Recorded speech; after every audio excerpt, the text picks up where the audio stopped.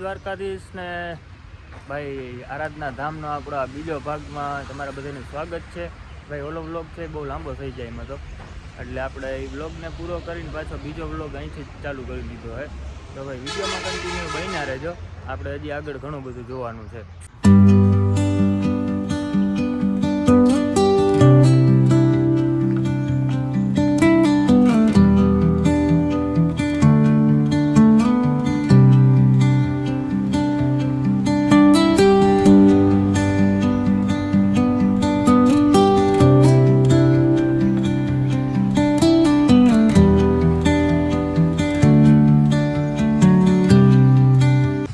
આરાધના ધામનું મંદિર, અહીંનું બધું વાતાવરણ અને સ્ટ્રક્ચરને જોઈને અત્યારે આપણે બહાર આવી ગયા અહીં, અને ભાઈ બહુ મજા આવી, જોવા જેવું હે. તમે જો ખંભાળિયા દ્વારકા હાઈવે, આ જામનગરવાળા હાઈવે ઉપરથી નીકળતા હો ને તો આ સ્થળની મુલાકાત લેવા જેવી છે. તો એકવાર જરૂરથી અહીંયા સ્ટોપ લેજો.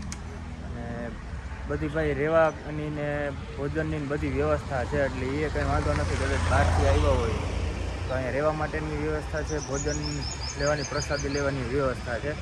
બાકી ભાઈ જો આ રીતના બહાર છે એ ટુરિસ્ટ જે આવે પોતાની ગાડીઓ લઈને અને ભેગું જો એ જમવાનું લઈ આવ્યા હોય તો અહીં બહાર બેસવાની વ્યવસ્થા છે. અહીં બધા બેસી અને જમતા હોય છે. જો અહીં ગાડી પડી ત્યાં અત્યારે જમણવાર ચાલુ છે. એટલે આ રીતના ભાઈ અહીંનું બધું હતું.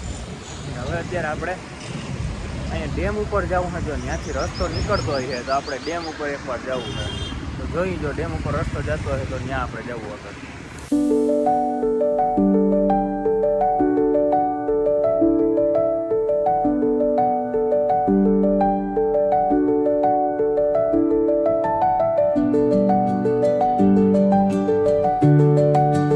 બાજુ જો હાઈવે છે ને ત્યાંથી સીધો રસ્તો ઉતરે છે.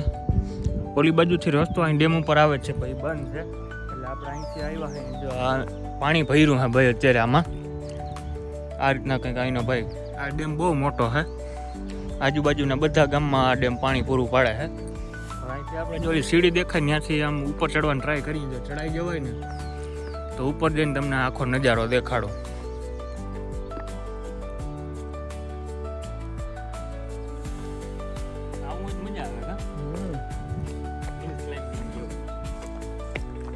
પાણામાં વયું જવાનું આવું આપણે દાતાર ગયા ને જુનાગઢ દાતાર બરોબર ત્યાં આવું પહોંચ ઉપર જઈને ત્યાં આવું આવે. તો ઉનાળાની સિઝન છે ને એટલે આ ડેમ ઘણો ખાલી થઈ ગયો. બાકી ફૂલ ભર્યો ને અહીં ઓવરફ્લો થાય ને તો અહીં જે અહીંનો આ નજારો જોવાની મજા આવે ને એ કંઈક વાઇબ જ આખી અલગ છે. અને અત્યારે ભાઈ જો અહીંનું વાતાવરણ, અહીંનું જો સરસ મજાનું બધું અહીંથી છે ને ભાઈ આજુબાજુના બધા ગામમાં આ ડેમ પાણી પૂરું પાડે છે. અને આ ડેમ કવડો બાંધ્યો એ જોઉં તમે ખાલી.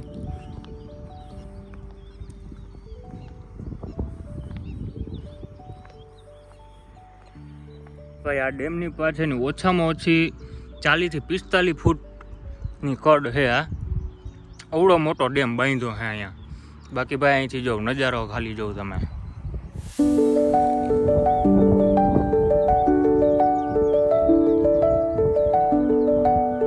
અહીંથી હેઠું જોઈએ ને તો એ બીક લાગે એમ થાય. ચોથા પાંચમા માળે આવી ગયા આટલું તો અહીંયા આપણે આટલા ઉપર છે, અહીંયા હાઈટ ઉપર.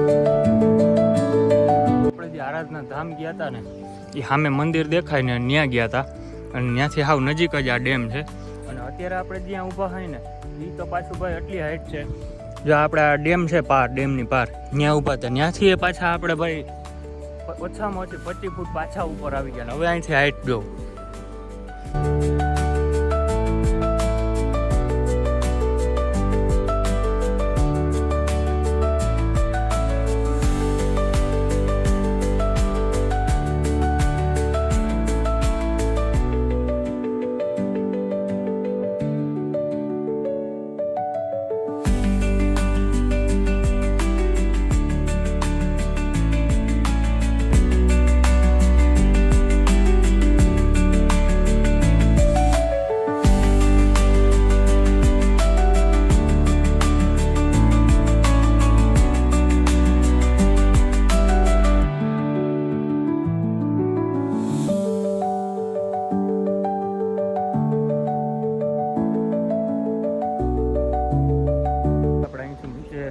પગથિયાની વ્યવસ્થા છે, આપણે નીચે ઉતરીને ધીમે ધીમે.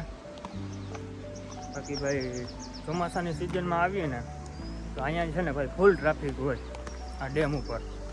પબ્લિક અહીંયા છે ને અહીંનો નજારો જોવા આવડું આવે છે. બાકી હવે જો અહીંથી હાઈટ હવે દેખાય કેટલી હાઈટ હતી નહીં, ઉપરથી ખબર ના પડે, આમ નીચેથી જોઈને તો ખબર પડે કે ભાઈ હાઈટ તો બહુ છે.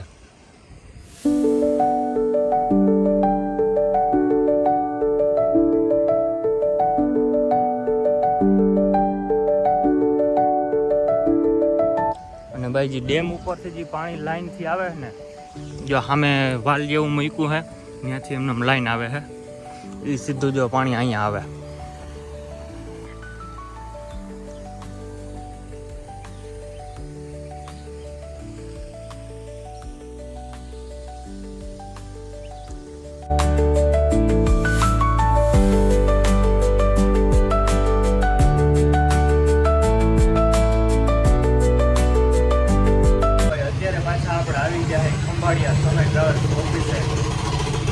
ઓનર બેઠા હે વેજાણંદભાઈ સુવા, આપણા મામા થાય છે. શું કે મામા મજામાં?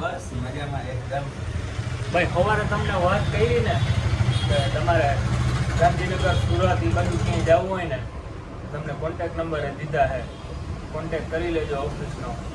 મિલન 4 રસ્તા એ આપણે સમય ટ્રાવેલ્સની ઓફિસ આવી છે અને વેજાણંદભાઈ સુવા અહીં બેઠા હોય છે, કરશનભાઈ લગરિયા અહીં બેઠા હોય તો કોન્ટેક્ટ કરી લેવાનો. અત્યારે ભાઈ તડકો પૂરો ચડી ગયો ને કમર ચડાવી દીધી. મામાએ રસ મંગાવી લીધો હે કડસિયામાં ભરીને, પી લઈએ એટલે ટાઢા પડી જાય.